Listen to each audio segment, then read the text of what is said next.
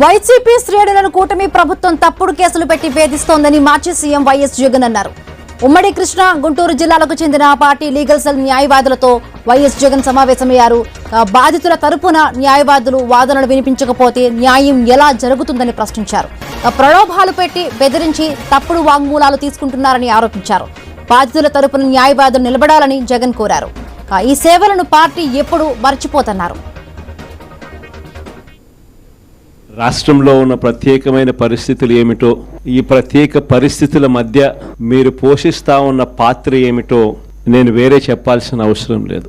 నిజంగా ఈరోజు పార్టీకి అన్ని రకాలుగా ఒక పెద్దన్న పాత్ర ఎవరైనా పోషిస్తా ఉన్నారు అంటే అది న్యాయవాదులేనే చెప్పాలి. అడగకపోతే అమ్మైనా అన్నం పెట్టదన్నట్టుగా, కోరకపోతే దేవుడైనా కూడా వరం ఇవ్వడం అన్నట్టుగా, పిటిషన్ వేయకపోతే న్యాయస్థానంలో మీరు నిలబడకపోతే న్యాయం కూడా దక్కే పరిస్థితి కూడా ఉండదు.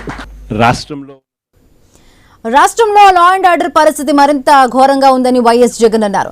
లిక్కర్లో అవినీతి విపరీతంగా పెరిగిపోయిందని ఆరోపించారు.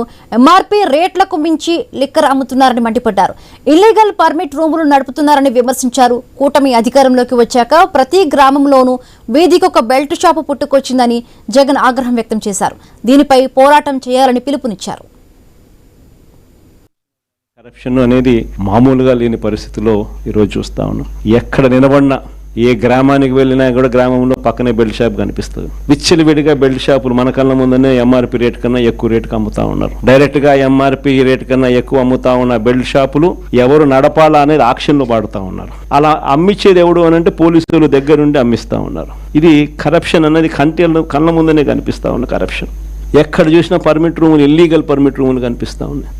ఎక్కడ ఉచిత ఇసుక పేరుతో దోపిడీ చేస్తున్నారని జగన్ మండిపడ్డారు. అసలు ఉచిత ఇసుక ఎవరికి చేరుతోందని ప్రశ్నించారు. ప్రభుత్వానికి రావాల్సిన ఆదాయం పక్కదారి పడుతోందన్నారు.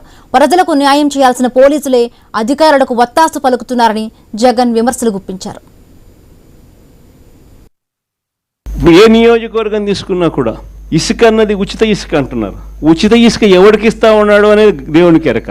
కళ్ళు ఎదుటే కనిపిస్తూ ఉన్నది ఇసుకే మన ప్రభుత్వ హయాంలో కన్నా డబుల్ ది రేటుకి అమ్ముతూ ఉన్నారు. మన ప్రభుత్వ హయాంలో అన్న ఇసుకన్నా కనీసం సంవత్సరానికి 700 కోట్లు 750 కోట్లు గవర్నమెంట్కి ఆదాయం వచ్చేది రాయల్టీ రూపేణా. ఇప్పుడు రాయల్టీ రాకపోగా ఇసుకేమో డబుల్ రేటుకి అమ్ముతూ ఉన్నారు. ఏ నియోజకవర్గం తీసుకున్నా కూడా పేకాట క్లబ్బులు దగ్గరుండి నడిపిస్తూ ఉన్నారు ఎమ్మెల్యేల క్యాండిడేట్లు.